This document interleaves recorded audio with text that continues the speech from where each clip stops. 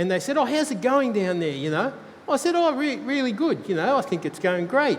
And they said, aren't they all oldies down there? I said, well, there's quite a few of them, but Tincan Bay Baps oldies aren't quite the same as others. I said, they're a special type of oldies, you know. And if all the oldies in our churches were like the oldies here, I'd be pretty happy, I reckon. And so anyway, that's a little compliment for you. It's not flattery, it's true. It's what I really think. How are you feeling going into 2024? Do you have hope for the year? Put your hand up if you've had hope for the year. Okay, obviously you're not watching the news. All right. That's great. It's great to know that you've got that hope. And I really encourage you, as followers of Jesus, we have reason to have hope for ourselves, for our community, for the world.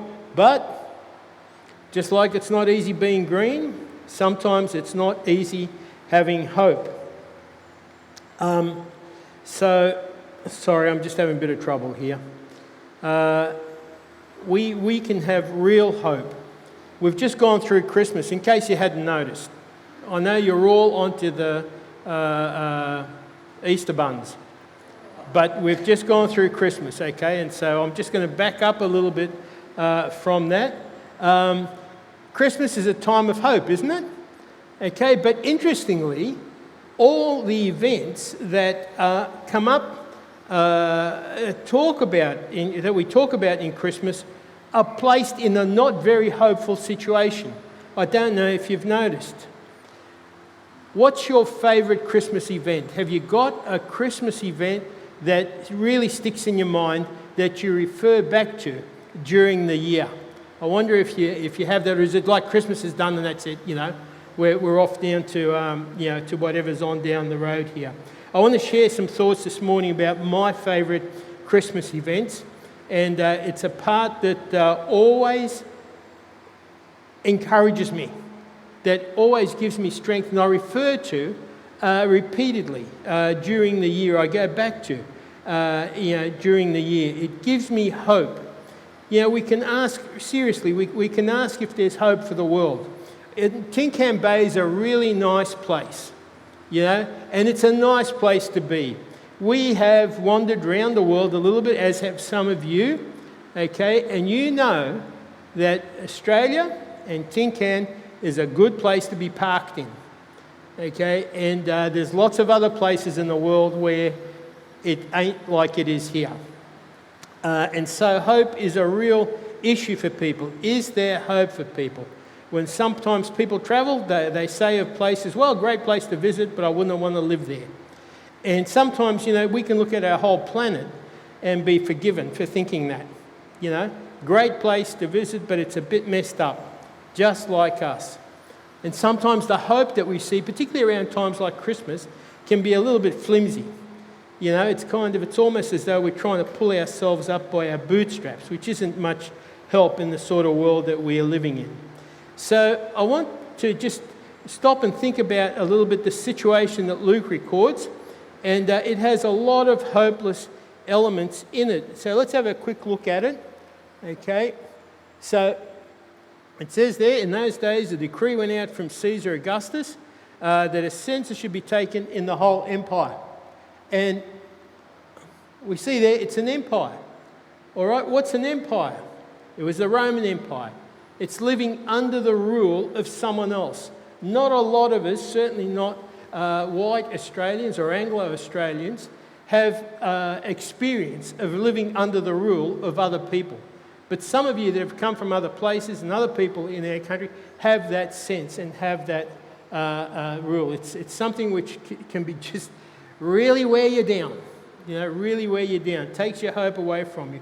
Early in Jesus' life, Rome occupied Israel. And their predicaments were not under their control. But you know, our predicaments aren't under our control sometimes either. Did somebody say pandemic? You know, do we have control of that? No, we didn't. Then we talk about Caesar Augustus. Okay, Caesar is where we get our word Kaiser from, and it's become synonymous with being a supreme ruler. Who's the supreme ruler, if you like, earthly, for us here? I don't know who you think of that, as being in your life, but for most of humanity, and maybe even for you, it's not you. You're not the supreme controller of your life. Okay, I know we like to think we are, but we have so many constraints, don't we? Even here, we have constraints on us. And there's not really many of us that can say, I am the ruler of my life. I'd like to be, but reality changes that for us, okay? So then there was a census that was decreed, okay? They're going to count, someone else's system that's working there, okay? It was the first census to take place while Quirinius, it says, was the governor of Syria. And Syria is that area between Turkey and down right through to where Gaza is. That's what's talked about in Syria there. All right, so it's a whole large area that gets affected by somebody who's far away, okay, and affects a region, a geographical region there. And it says there that everybody had to go to their own town. It involved everyone in that time. And so geopolitics, it affects us. It's affected you. Do you know that? Has our relationship with China affected you and me? Yes, it has. Has our relationship with Russia, with the Gulf countries affected you and me? Yes, it has. Ship gets stuck in the Suez Canal. What happens? We feel it in the shops. Okay? So we are affected by all these things that happen around us. And so is Joseph, so is Mary, okay? It affected the whole country there. And then we see Joseph and Mary, they went from Nazareth in Galilee to Judea, and since he was the house and the line of David. So it affected people like Joseph and Mary, who also had the issue of having an inconvenient pregnancy, which didn't seem real good to the people around them. They had to cope with that, in that. So it was not an auspicious time. It was a time with not much hope. And on top of that, we have Joseph, don't be mad. He said, I'm sorry, I should have made reservations. Talk to me, Mary, please. And you see Mary has those words, I'm fine, which every husband knows,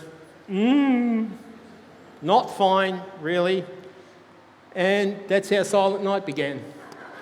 But that's for another day.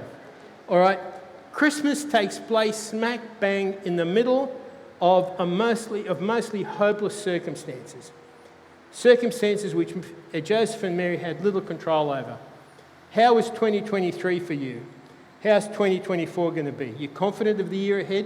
You got it all under control? You're ready for anything that's going to come up? That's going to happen there? How did last year work out for you? Did you feel you had that under control? Okay. Glenn, were you able to whisper into Mr. Putin's ear and tell him to kind of, just calm down a little bit? No. Okay, well, I can understand for you. But Julianne, surely, you may have been able to talk to Mr. Netanyahu. And no, okay, all right. Who else have we got? Neil, a man of influence, an important person. Neil, were you able to talk to Mr. Xi Jinping during the year and just give him a bit of guidance? Wouldn't answer your phone, mate. I don't blame him, okay? I don't blame him. Your number didn't come up on his contact list, okay? What about Mr. Albanese? Anybody get a word with him? No, you see, we don't have that sort of access usually, do we? And yet these are all the people that affect our world and our lives and your world and your lives. Have you and your family been able to keep up with your finances, keep sickness and misfortune, other pressures, at bay? What do we have in the face of all the in-your-face stuff that we face each year. Because we all come up with that, don't we? We all come up with stuff where you go, whoa, I can't keep my hand on this, keep my handle on this. Can there be hope? And if so, where? Well, it says there that while they were there, the time came for her child to be born, Mary's child to be born. You know the story, the history there. She gave birth to her firstborn, a son, wrapped him in swaddling clothes, laid him in a manger, okay? And there were shepherds residing in the fields, keeping watch over their flocks by night. And just then, the angel of the Lord stood before them, and the glory of the Lord shone around them, and they were terrified. Which happens every time an angel turns up. People are terrified, with that. And the angel said to them, don't be afraid. And the angel, I think, is thinking, I'm getting tired of telling this every time I turn up somewhere, I'm going to get a complex. I've got to keep telling people not to be afraid. With that, for I bring you good news of great joy. It will be for all people. Today in the city of David, a Saviour has been born, Christ the Lord. And here comes my favourite bit. This is the bit that I come back to through the year. Okay, and I get greatly encouraged in this bit here. And there suddenly appeared with the angel a great multitude of the heavenly host, praising God and saying, glory to God in the highest, and on earth peace to men with whom his favour rests. And when the angels had left and gone into heaven, the shepherds said to one another, let's go to Bethlehem and see this thing that had happened, which the Lord has made known to us. And I'm going, whoa, stop, wait, just a minute, excuse me. What are we talking about here? Who are these beings? There's heaps of them, it sounds like, okay? There's more than we just see here. And they appear. You just read it, don't you? But can you imagine, you're sitting there in this field, in the middle of the night, and these angels appear. And then they left them. They disappear. And where do they go? Into heaven. Into heaven. Where's heaven? Is that important? Yes, it is. What is it? Yeah. Why is it important? I'll tell you why it's important.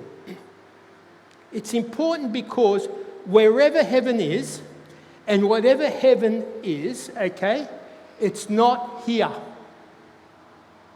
Are you with me? Whatever heaven is and wherever it is, it's not here. Here we are in the middle of a paddock. A whole bunch of beings turn up, and then they're gone. Where? Where? Not here. That is really important, and it's at the core of what I want to share with you this morning, okay? It's profoundly important because it tells us something profound about Jesus, about our predicament, and about hope. The angels are not from here. Therefore, I know this is a great exercise, and I know you're having trouble keeping up with me. Okay? I'm stating the obvious here, right? The angels are not from here, and therefore Jesus is not from here. And not only is that the case, but there is somewhere else other than here, which is at least as real as here. Are you with me? This is important. I know I'm stating the obvious, but you know what? Sometimes we have to state the obvious because we go through our daily life 24/7, next day, next day, next day, next day, and we forget that there is somewhere and something other than here. And Jesus and the angels remind us of that. Okay? Here is not all there is. If we can get hold of this and let it get hold of us, it'll have a profound effect on our everyday life. Now, I'm going to show my age a little bit, okay? So you're going to have to bear with me. Are there any Star Trek fans here? Several, all right. Okay, there's a few Star Trek fans. That's good to hear. William Shatner played Captain Kirk, okay? That's William Shatner a little while back with his mate, Mr. Spock. And in his own words, this is Shatner's own words, okay, he was part of popularising the idea of space as the final frontier, okay?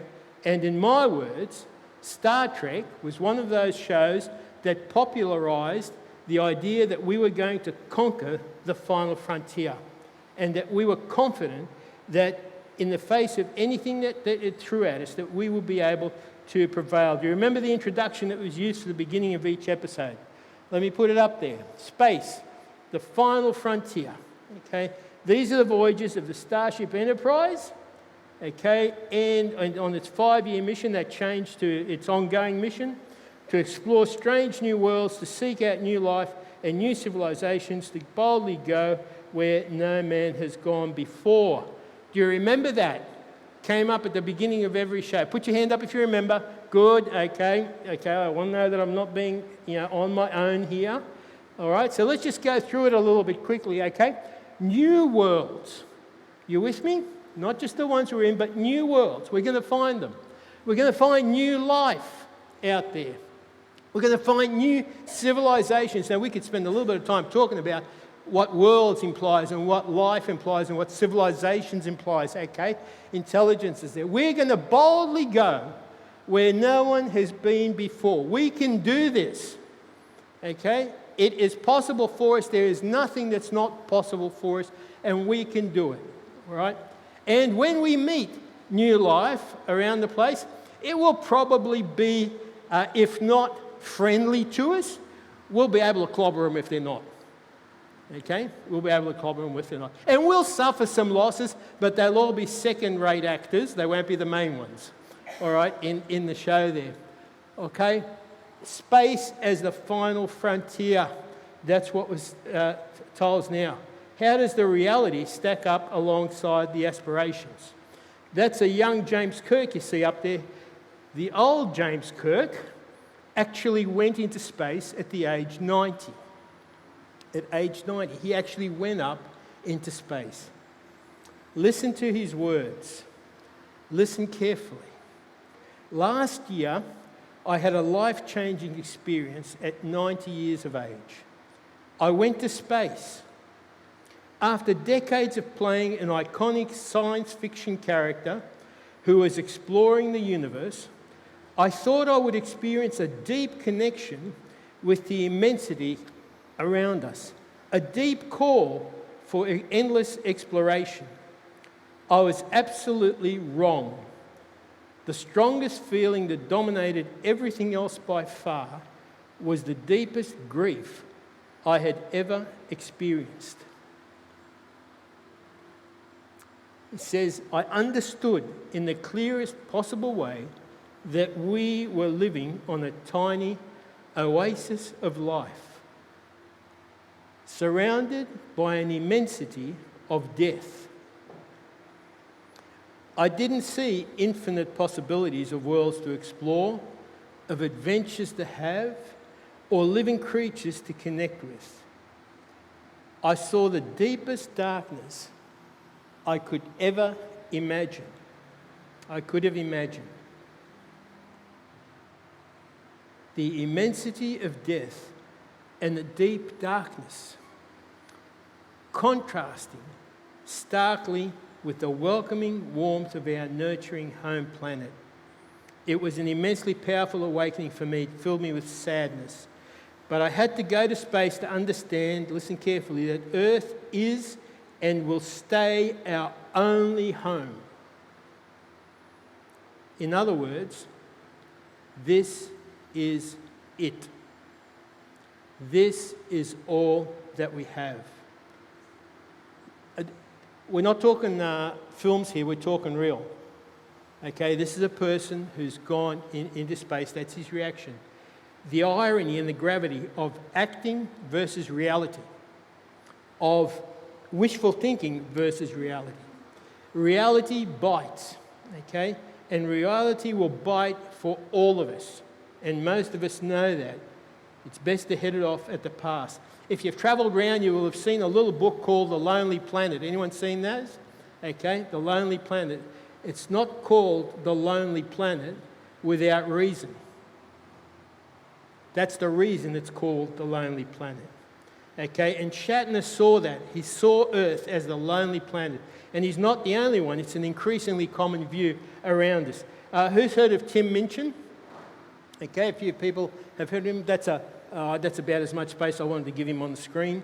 He's a comedian and an actor. He's a great influencer. He was addressing a university graduation, and this was Minchin's advice. Keep your ambitions small because, and he repeated this numerous times during the speech, okay, in the end, it doesn't matter. We die. And he said that a number of times, through this. This is the university graduates, right? Okay, this is what is the great offer that we have of a great influencer, a great thinker, of whatever. Keep it small, folks, because it doesn't matter. In the end, we die. Okay, in that. Ricky Gervais, who's heard of him? Okay, another influencer and a comedian there. He's a stridently anti-religious comedian. When asked on TV a number of times, people will ask him, okay, and say, because he comments on it, what's the meaning of life? Nothing. Nothing. Just enjoy it and that's it. Just accept it. And there's this growing sort of outlook that's that way around us. And these people didn't go into space, all right? Of course, that's not the only thing people see when they go into space. Others see and feel an awesome majesty. But all agree on this, that from a human perspective, we are nothing but a hair of a pimple of a gnat on a microbe's nose compared to our galaxy, let alone the whole universe. There's a rock star scientist there, or you might recognise him, Professor Brian Cox, okay, and he speaks about the sheer size and scale of the universe. And he says there are 400 billion suns, 400 billion suns in our Milky Way galaxy. That's what he says. And around 2 trillion galaxies in the, quote, dauntingly big universe. The universe is a big, big, big place. Okay? It's a big place. And he says, so we're small. Okay? We're small. And he says also this, perhaps paradoxically, science tells us that we were physically insignificant, but also possibly tells us we are indescribably valuable. We want to get both sides in here, okay, with it. Let me tell you what I've come to the conclusion in my life, and what I think is this. We are either all or we are nothing. We are either totally meaningless or we are so valuable, it's unbelievable. When you go around the world and you wander around the place and you see estates, big estates. Anyone seen a really big estate? What's a big estate? What's a big estate for you? How many acres?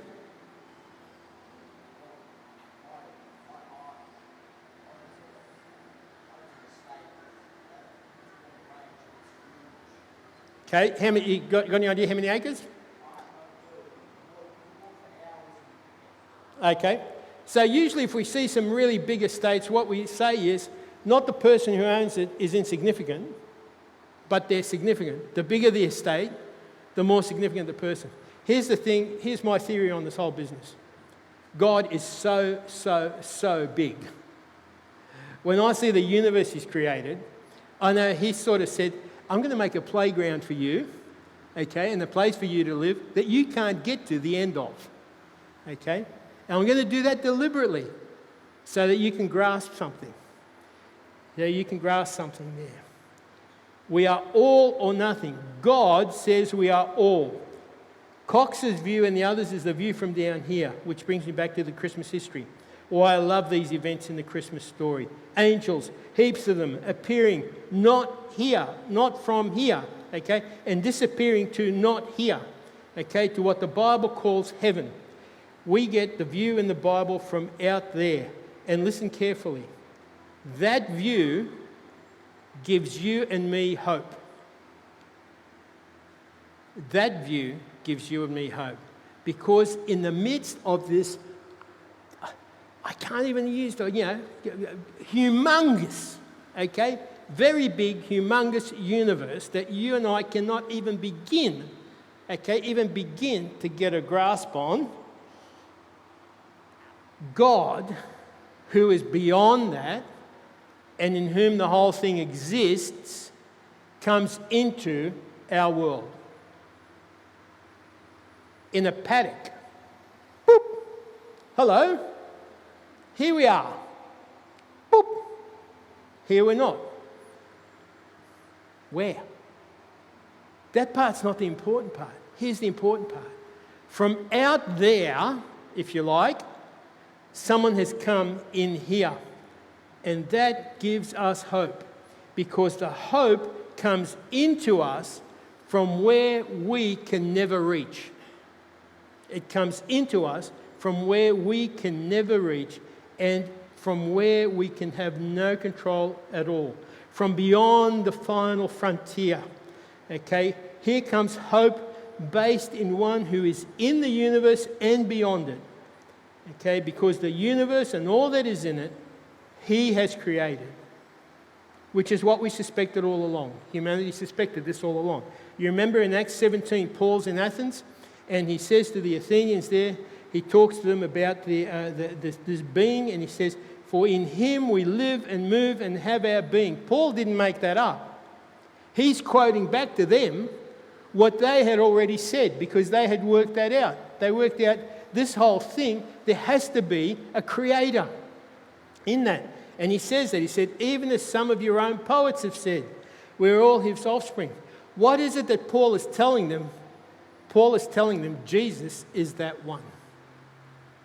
Jesus is that one who is the ground of all being, in whom all of this exists here. Okay? In Ecclesiastes. Can we get it? There you go. In Ecclesiastes says, God has made everything beautiful in its time. He has set eternity in the hearts of people, of men. But they can't fathom the work that God has done from beginning to end. We can't get a hold on it all, but we can discern it. We can see it, okay? In Acts 14, okay, we're told there, God hasn't left Himself without testimony to His goodness. He gives you rain from heaven and fruitful seasons, filling your hearts with food and gladness, okay? Without that testimony, we can be in the dark. God has left clues if we are willing to look for Him. People wander around in the dark.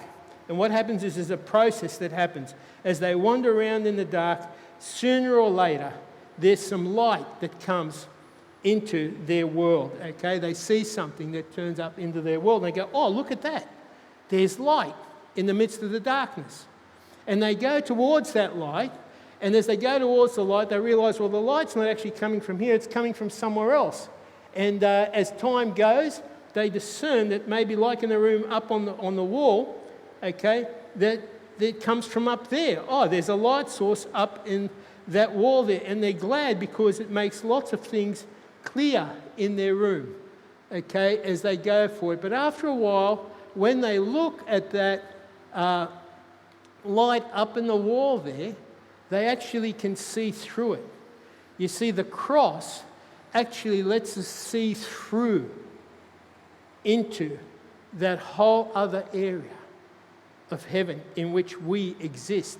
And as they see through it, they see another world that's there. And that picture fades and comes back. I don't know what's happening there, but that's all right. Yoo-hoo. There you go. All right, with that. Someone has reached into them from another world, listen carefully, from another world, if you like, of which this world is a part of. Okay, it's not two separate worlds. Our whole world, your whole life, our whole existence exists in that other world there.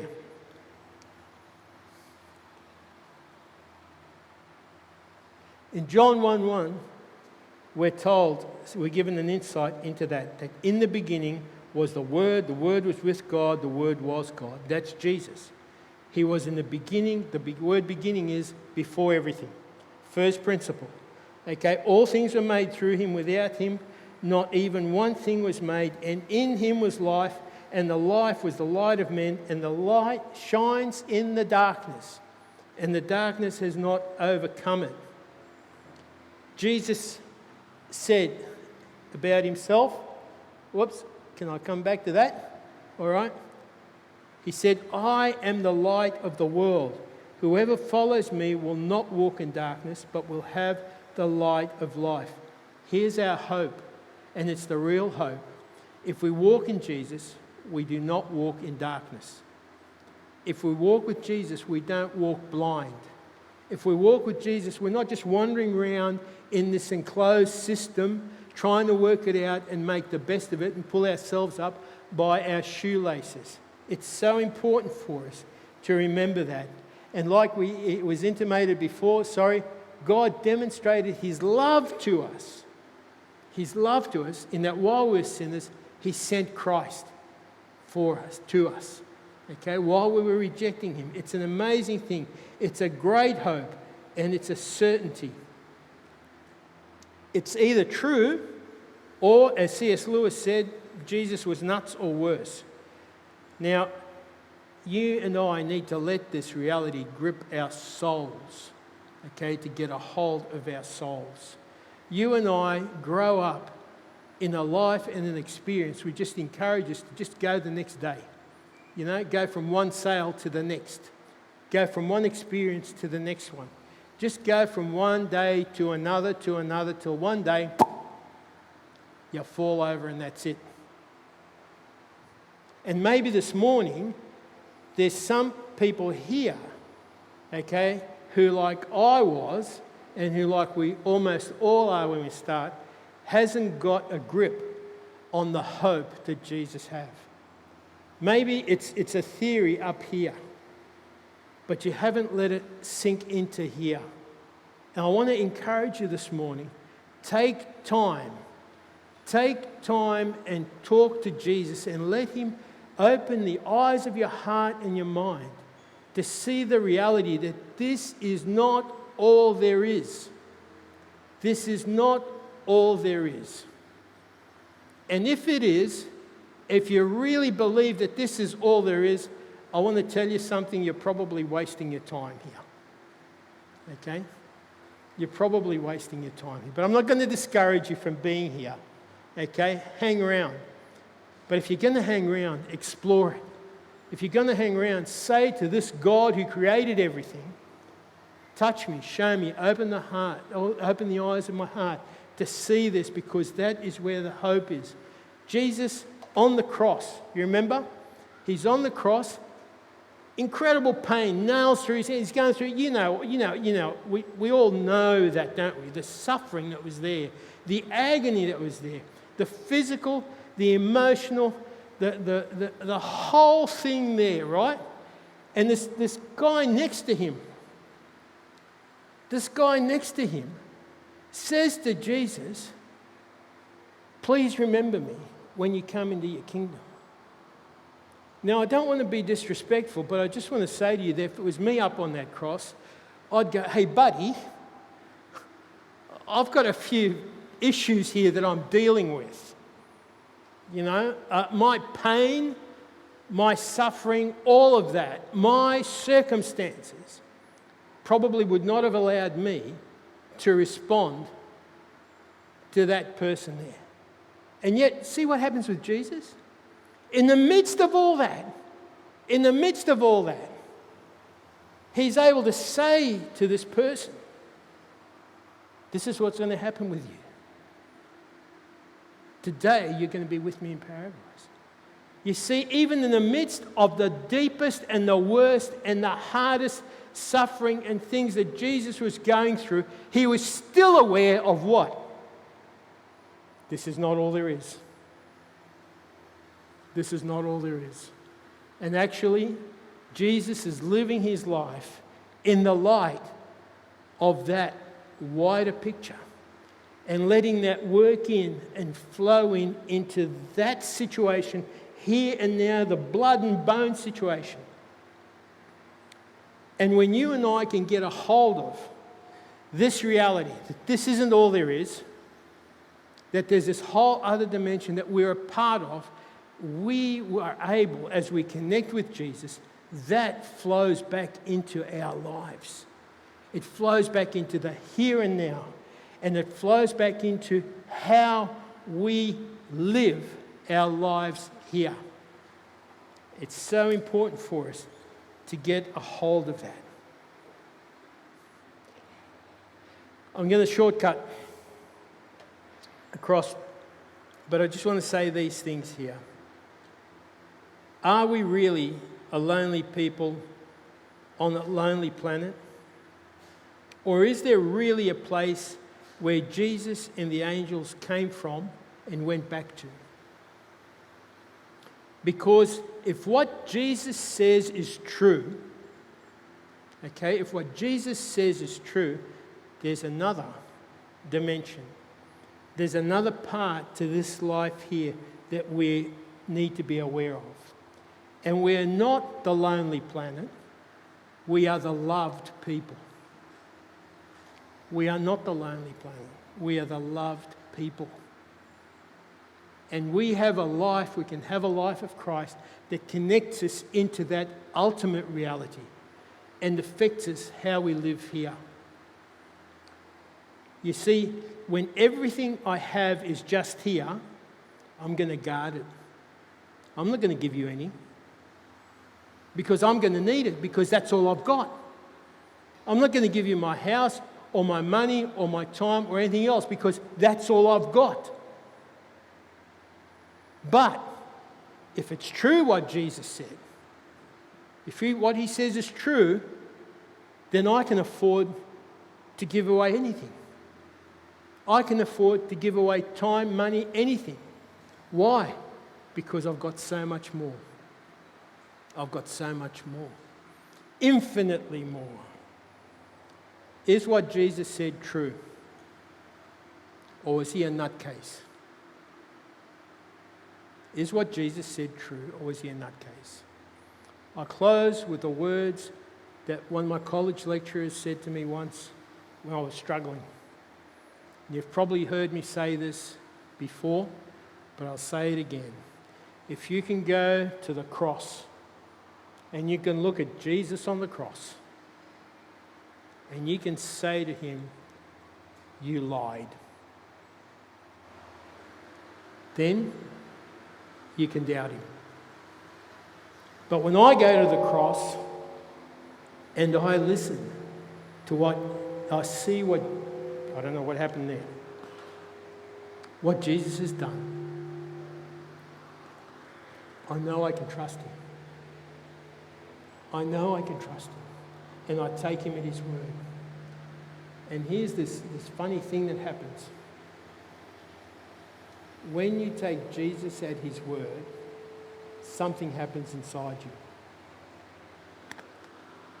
The very life of God comes into you.